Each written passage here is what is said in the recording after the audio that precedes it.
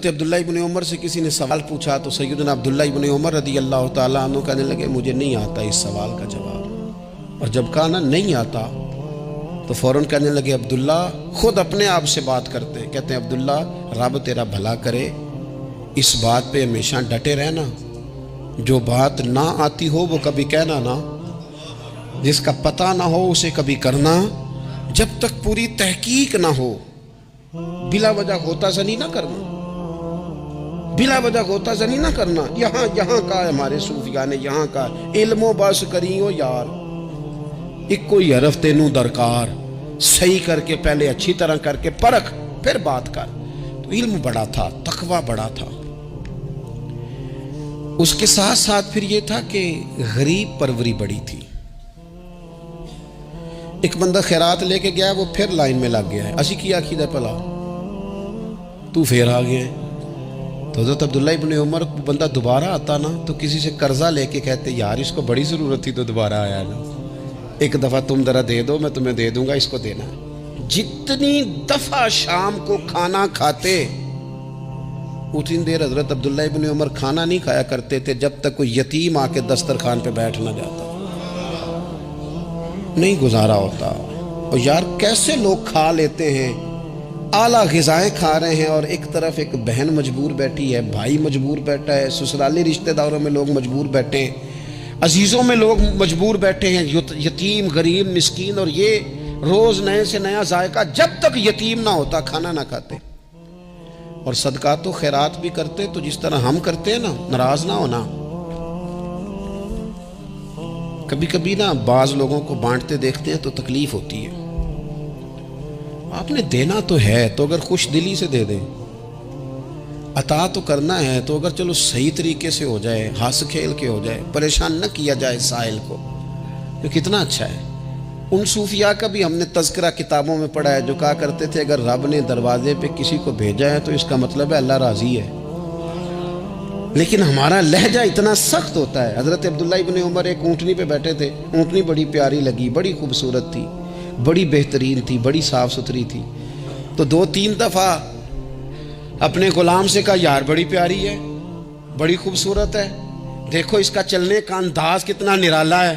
آج کل بھی ڈرائیور گاڑی چلاتے ہیں تو کہتے ہیں بڑی ہلکی پھلکی ہے جی، بریکیں بھی بڑی ٹھیک ہیں جی اس کی، فلاں معاملہ بھی اس کا بڑا صحیح ہے۔ وہ اتنی پسند آئی اونٹنی تو اونٹنی سے اترتے ہی فوراً کہنے لگے اس کو نشان لگا کے قربانی کے جانوروں میں چھوڑ دو، یہ زیادہ پیاری ہے، اسے رب کے رستے میں خیرات کریں گے۔ کیوں؟ ایک باریک نکتہ صوفیاء نے بیان کیا ہے۔ اللہ کے نیک بندے کہتے ہیں کسی جگہ بھی تمہارا دل اللہ رسول کے مقابلے میں الجھنا نہیں چاہیے۔ کوئی ایسی چیز جو رکاوٹ بن رہی ہو، رکاوٹ، وہ کیا کہتے ہیں کچرا آ گیا ہے، اس کچرے کو لوگ ٹھیک نہیں کرتے، کہتے نکال دو تاکہ معاملہ صحیح رہے۔ ایک چھوٹا سا باریک سا ہلکا سا دھاگے کی طرح کا ایک ٹکڑا اگر کسی وقت گوشت کا آپ کے دانت میں الجھ جائے نا، وہ سارا ذائقہ تباہ کر دیتا ہے۔ لوگ مختلف چیزیں لے کے خلال کرتے ہیں دانتوں کا تاکہ وہ نکل جائے، کیونکہ ذرا سی بھی چیز اگر کسی جگہ رکاوٹ بن جائے نا، آپ بڑا بہترین کھانا کھا رہے تھے، زبردست غذا آپ کھا رہے تھے، ایک صرف اس میں نا ہلکا سا دانہ ایسا آیا جو سخت تھا، کچرا آ گیا، روڑا آ گیا، تو وہ سارے کھانے کا ذائقہ تباہ کر دیتا ہے۔ بعض لوگ ایسے ہوتے ہیں کہ ایک بال نکل آئے نا کبھی کھانے میں سے تو کھانا چھوڑ دیتے ہیں، کہتے ہیں یار یہ سارا ذائقہ خراب ہو گیا۔ ہمارے ساتھ یہ ہوا ہے، یہ تو ہے نا دنیاوی معاملات، اسی طرح کا مسئلہ روحانی زندگی میں ہوتا ہے۔ کئی دفعہ نا ہم ماننے کو تیار نہیں ہوتے، لیکن ہمارے اوپر دولت کی محبت پوری طرح سوار ہوتی ہے، وہ سجدے میں ذوق آنے نہیں دیتی۔ شہرت کی محبت پوری طرح سوار ہوتی ہے، وہ درود و سلام کا، ذکر کا، عبادت کا ذائقہ لگنے نہیں دیتی۔ وہ جو کہا تھا نا والذین آمنوا اشد حبا للہ، ایمان والے سب سے بڑھ کر اللہ سے پیار کرتے ہیں، سب سے بڑھ کر رسول اللہ صلی اللہ علیہ وسلم سے محبت کرتے ہیں۔ کیوں کہا گیا تھا؟ اس لیے کہ ان محبتوں کے مقابلے میں ذرا بھی کوئی اور محبت آتی ہے روحانی ذائقہ خراب کر دیتی ہے، ہمارا دل نہیں لگتا، ہم بور ہوتے ہیں، ہم پریشان ہوتے ہیں۔ مسئلہ یہ ہے کہ جس دل میں صرف رب رسول کو ہونا چاہیے تھا وہاں شہرت آ گئی ہے، شہرت کی محبت آ گئی ہے، دکھاوا آ گیا ہے، مال آ گیا ہے، کئی کئی قسم کے ہم نے بت معاذ اللہ اکٹھے کر لیے، اور پھر وہ ساری کیف مستی آئے، یہ کیسے ہو سکتا ہے؟ حضرت عبداللہ ابن عمر رضی اللہ تعالیٰ عنہ کے پاس ایک گدھا تھا، ہم پنجابی میں تو کہا کرتے تھے کہ بڑا ساؤ جانور ہے، بڑا دھیما ہے، بڑا اچھا ہے، سواری بھی کرتے تھے اس پہ، اس پر بوجھ بھی رکھتے تھے، اور بھی کئی کام، جانوروں کا چارہ بھی اس پہ رکھ کے لایا جاتا تھا۔ بہت سارے لوگ اس کی تعریف کرتے تھے کہ ظاہر ہے اس وقت یہ جانور ہر گھر کی ضرورت ہوتے تھے، لوگوں نے بڑی تعریف کی کہ جناب یہ گدھا بڑا اچھا ہے، بڑا عمدہ ہے۔ اب بعض چیزیں ایسی ہوتی ہیں جن سے دل لگ جاتا ہے۔ کچھ نوجوانوں نے گھروں میں بلی رکھی ہوتی ہے، گھوڑا رکھا ہوتا ہے، جانور رکھے ہوتے ہیں، ان کی پوری توجہ انہماک، ہم دیکھتے تھے دیہاتوں میں کہ بزرگ اگر کہیں چلے جاتے تھے سفر پہ تو وہاں سے بھی پیغام بھیجتے تھے کہ گائے کو چارہ ڈالا کہ نہیں،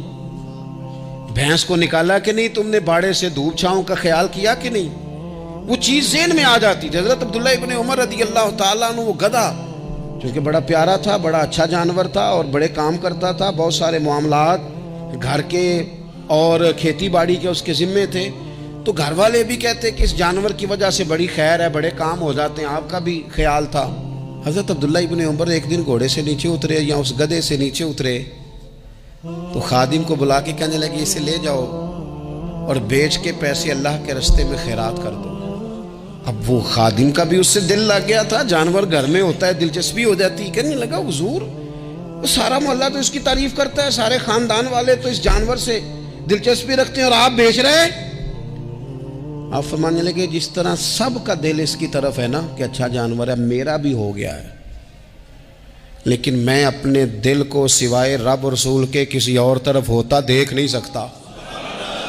اعظم بلا سے اپنی وہ ہستی ہی کیوں نہ ہو، اعظم بلا سے اپنی وہ ہستی ہی کیوں نہ ہو، جو چیز اس کی راہ میں حائل ہو پھونک دو، جلا دو ایسی ساری چیزیں جو ان کے راستے میں آتی ہے۔ فرمایا اس کی طرف توجہ ہونے لگی ہے، لہٰذا میں اسے اب رکھ سکتا، مزاج تھا، طبیعت تھی، طریقہ اس طرح کا تھا کہ وہ پھر ایک اور بات بڑی خوب تھی۔ حضرت عبداللہ ابن عمر ان لوگوں کی پذیرائی بڑی کرتے تھے جو خیر کا کام کرتے تھے۔ دینی کام کوئی بندہ بھی کرے اس کی پذیرائی ہو، اس کی تعریف ہو، خیر کے جملے ہوں تاکہ دینداری پھیلے۔